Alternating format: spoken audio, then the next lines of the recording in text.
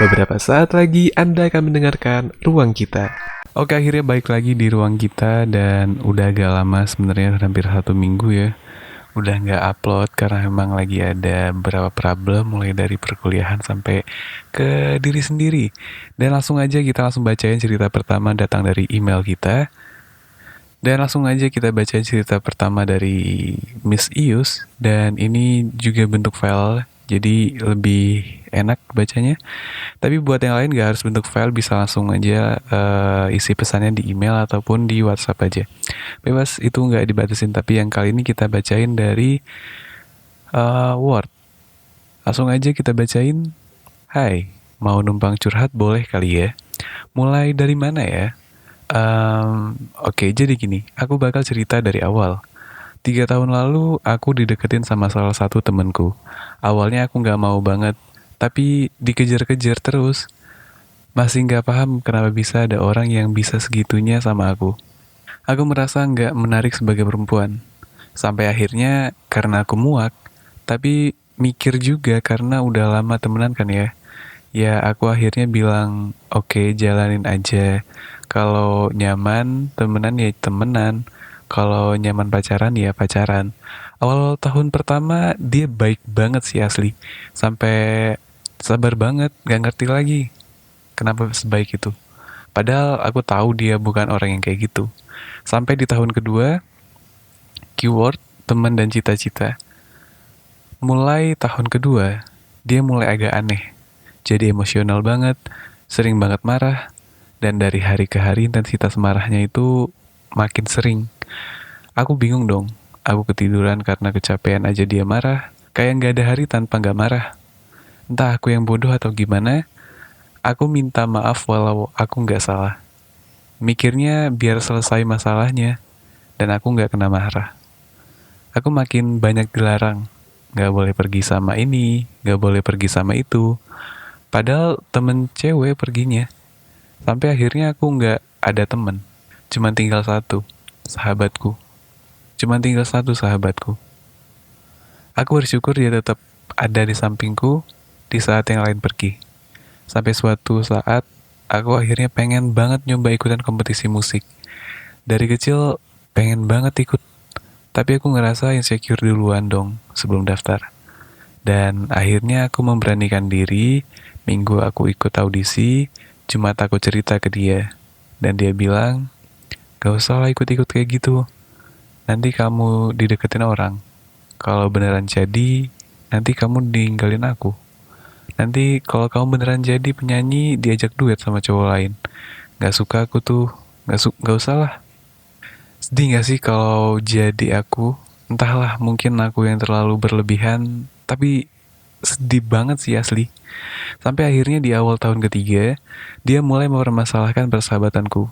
Jadi gini, aku pernah waktu itu mau belanja dong sama sahabatku. Malamnya aku izin karena dia pasti marah kalau aku nggak izin. Aku bilang dong besok aku pergi belanja ya sama si A. Dia cuman bilang, ya. Dan beberapa menit kemudian dia bilang, padahal aku mau ngajak kamu pergi besok. Dan di saat itu aku bener-bener nggak tahu dong harus gimana. Karena udah terlanjur janji, aku ambil resiko dimarahin dia lah. Gitu terus, aku pikir, oke sabar, ini resiko harus diterima. Akhirnya dia mulailah nyuruh aku milih antara dia atau sahabatku. Aku selalu ngejelasin kalau peran mereka berbeda, dan aku nggak mungkin bisa milih. Sampai akhirnya aku udah marah dan hampir bilang putus. Tapi di situ sahabatku bilang, jangan diputuskan saat kamu emosi. Pertahanin, diomongin baik-baik. Ya Tuhan, dia sebaik itu kenapa harus kayak gini? Sejak itu, aku janji sama diriku sendiri. Aku bakal ngejaga dan lebih care ke sahabatku, lebih dari diriku sendiri. Aku kasih dia kesempatan buat berubah, tapi bukan berubah jadi lebih baik. Dia makin jadi dong, makin parah marahnya, makin emosional pokoknya. Aku bingung dan tertekan. Nggak bisa cerita ke siapa-siapa, bahkan ke sahabatku. Aku takut dia sedih dengar ceritaku. Sampai di titik ini, di mana aku kehilangan rasa bahagia tertutup kecewa, dalam banget. Aku merasa bersalah sama sahabatku karena dia akhirnya tahu setelah lihat aku nangis. Dia nanya aku kenapa dan dia tahu semua akhirnya. Dia sempat diamin aku setelah itu. Dia nangis, aku makin merasa bersalah. Sejak itu aku mulai nggak cerita lagi ke dia. Aku takut dia sedih lagi. Dan akhirnya aku menyudahi semuanya. Dan sahabatku orang pertama yang tahu itu. Bentar-bentar, pasti orang mikir putus terus udah. Nggak gitu sih. Aku nggak suka punya musuh. Aku melapangkan hatiku, aku kuat-kuatin diriku, aku bilang ke dia, aku bakal jadi teman yang baik buat kamu. Kalau kamu butuh bantuan, selagi aku bisa, pasti aku bantu.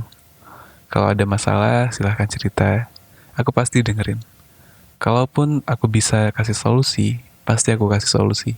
Jangan sungkan. Sakit enggak? Kecewa pasti dulu. Tapi entah kenapa, aku lebih lega setelah itu. Aku jahat gak sih? Kayaknya gitu aja deh. Aku nggak tahu cerita gimana lagi. Intinya gitu. Semoga aku bisa dapat kesempatan buat ngerasain serunya dunia setelah ini. Makasih ya udah mau baca. Oke, itu cerita pertama dan mungkin jadi salah satunya buat segmen ini karena panjang banget dan ceritanya juga cukup dalam. Ini juga berat sih buat dibahas. Oke, terima kasih buat Miss Ius yang udah kirimin ceritanya dan udah sampai ngetik di Word. Thank you banget. Oke, kita bedah satu-satu. Oke, kita bedah satu-satu. Jadi awalnya tuh dia punya pacar yang awalnya udah temenan cukup lama katanya. Dan di awal tahun pertama itu dia baik banget, sabar banget, dan dia juga udah ngerasa kayak ini tuh kayak bukan diri dia gitu. Dan kalau dari aku ya, biasanya cowok-cowok tuh gitu sih. Buat menarik perhatian, buat menarik simpati dari lawan jenis yang dia sukain, biasanya dia akan menjadi atau dia menjadi karakter lain yang mungkin akan disenangi atau disukai oleh si pasangannya. Itu terjadi bisa secara sadar, bisa secara nggak sadar karena memang sudah alaminya seperti itu sepertinya. Cuman yang kemudian jadi masalah adalah ketika itu terlalu fake dari dirinya sendiri. Dan di tahun kedua ini dia mulai dilarang-larang, dia mulai marah-marah, dia mulai jadi emosional. Yang perlu digarisbawahi adalah si cowoknya ini harus ngelarang ceweknya ini untuk main bareng sama teman-teman ceweknya itu udah jadi satu problem. Bahkan dia bilang cuman sampai tinggal satu sahabatnya doang. Dia sampai nggak ada teman lagi gara-gara dilarang-larang sama si cowoknya. Tapi untungnya masih ada satu sahabatnya yang tetap ada di samping dia dan gak ninggalin dia. Itu bersyukur banget punya sahabat kayak gitu. Dan bahkan yang sampai apa ya, sampai hal-hal yang disenangi atau yang jadi hobi atau bahkan jadi impian dia sejak kecil, pengen banget ikut kompetisi musik tapi nggak didukung sama orang yang dia sayang, itu pasti bakalan sakit sih, sedih sih. Meskipun mungkin tujuan dari si cowoknya adalah pengen jagain si ceweknya biar nggak ada yang deketin cowok lain, tapi menurutku itu terlalu over posesifnya. Karena harusnya pas kita deketin cewek, apalagi ini dan temenannya dari lama ya, udah temenan lama tadi dikatakan, harusnya dia udah tahu apa aja hobinya, apa aja kesukaannya, gimana lingkungan pertemanannya. Jadi harusnya dia udah bisa paham hal-hal kayak gini, jadi nggak perlu dipermasalahkan di kemudian hari. Di tahun ketiga makin lebih ekstrim ya. Selain ngelarang-larang yang kayak di tahun kedua, di tahun ketiga ini dia mulai mempermasalahkan kedekatan dia dengan sahabatnya. Dan sahabatnya ini cewek ya. Dia sampai harus bilang pilih dia atau sahabatnya. Kalau buat aku, baik lagi kayak tadi, sebelum dia pacaran harusnya dia udah konsekuen sama pasangan yang akhirnya dia pilih itu. Karena dia harusnya udah tahu ini orang sukanya gimana, temannya siapa, dan harusnya dia bisa terima.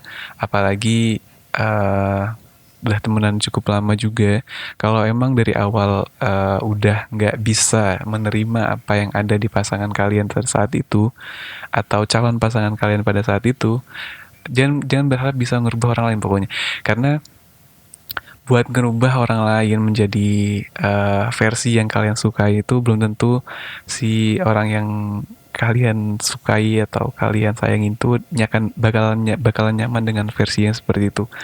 Karena kalau buat aku itu jadi konsekuensi kalian untuk milih pasangan kalian selama hal-hal yang tidak kalian sukai dari pasangan kalian itu adalah hal-hal yang sifatnya tidak negatif. Kalau tadi kan main juga sama temen cewek, bukan main sama temen cowok, terus juga dan yang paling ekstrim adalah sampai harus milih sahabat sama dia, itu udah jadi aneh banget, udah mulai rada nggak sehat.